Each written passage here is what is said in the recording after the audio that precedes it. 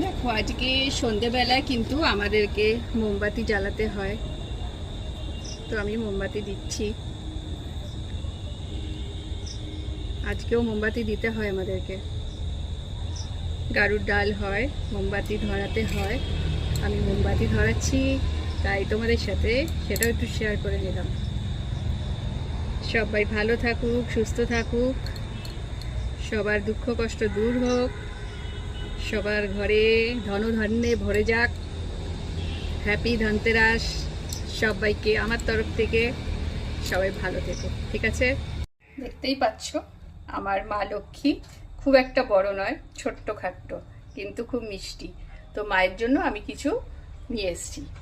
আজ ধনতেরাস, তো মায়ের জন্য নিয়ে এসেছি তোমাদেরকে একটু।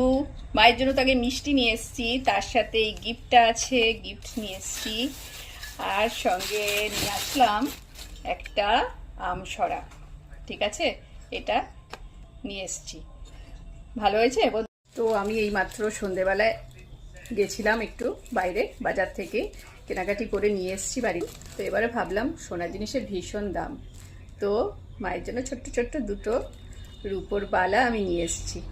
দেখেছ কেমন হয়েছে বলো?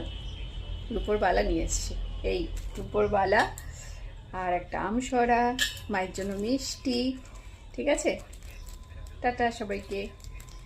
মা আমাকে অনেক অনেক আশীর্বাদ করো, তোমার জন্য এত কিছু নিয়ে এসেছি যাতে আমার ঘরটাও ধনে ধনে একদম ভরে যায়।